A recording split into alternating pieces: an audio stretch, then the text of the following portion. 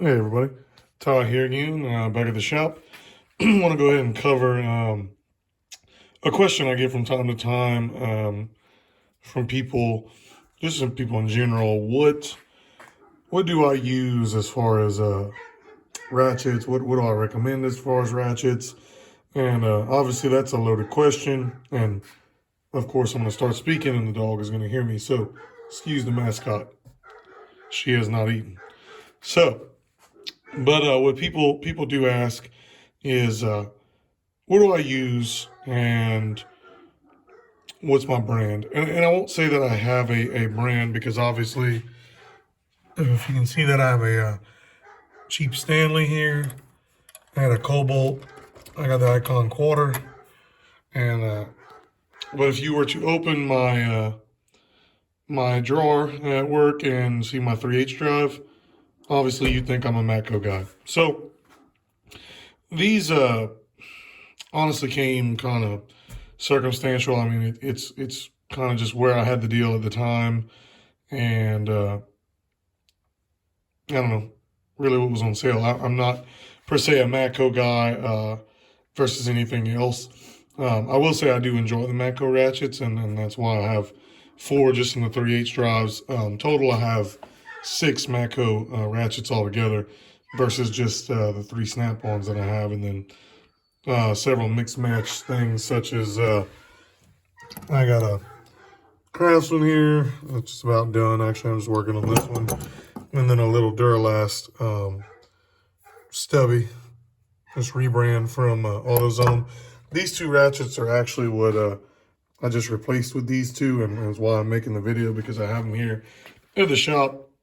And so I went ahead and brought these back home from work just to do this video. So getting right on. First off, I have the 3/8 stubby. These are all 88 tooth by Matco. They're all built the same, obviously, except the flex head. But we'll get into that. I mean, you can see here and here and here and here. Heads are all made the same. So good standard platform. Part number BFR 48, and there's a little FC, so I'm assuming that's it. They're all built with the same standard snap ring construction, holding on the back plate, and then you open that up, and then the stud and the head and the gear head will come out, and you can change them, and then a little low pro selector. I really like how this is basically standard low profile, whereas the Matcos, the snap-ons really do stick out more than I like. So not a bad ratchet. A little stiffer than what your snap-on guys will say that they like, but I think all in all, it's a great ratchet, and I think it's a fair price. I mean, most people say it's too expensive, but I gave around 120 for this, and I will say versus the sorry about that, guys. I had to kill a mosquito on my other hand.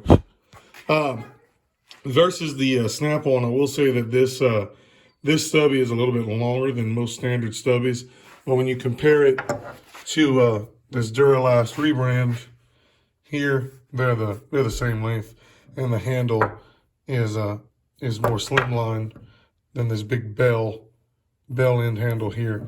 So definitely an upgrade for me, and one that just matches the set. Moving on next, I picked this up on promo. It was $117. Its part number is BFR88, and there's a little GA on it. Same deal here. Just this is your regular handle, same build construction.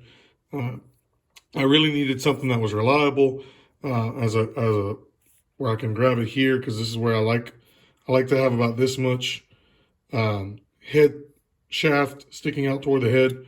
I can flip on and off. So a regular handle, standard handle, does well for me.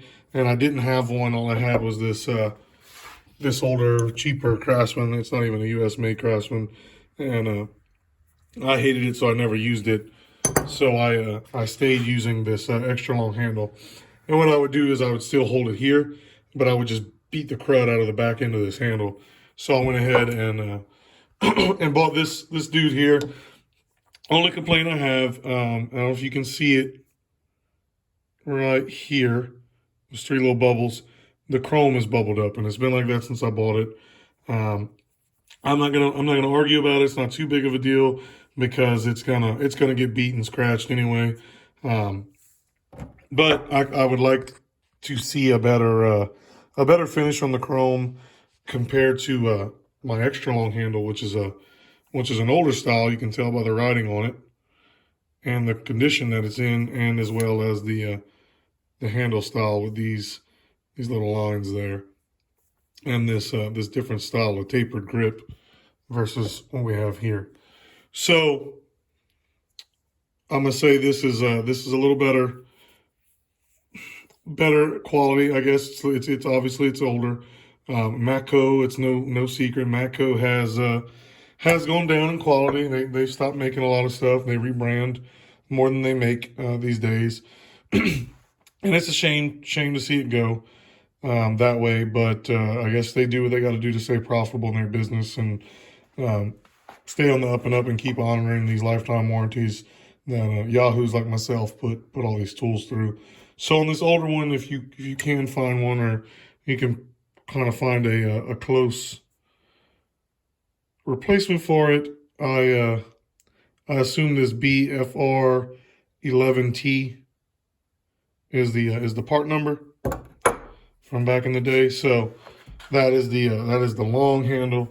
And then last but not least, I have the long handle locking flex head. Same construction. They just put this on there. I will say I'm not a huge fan of MATCO's locking flex head. It does not flip easy.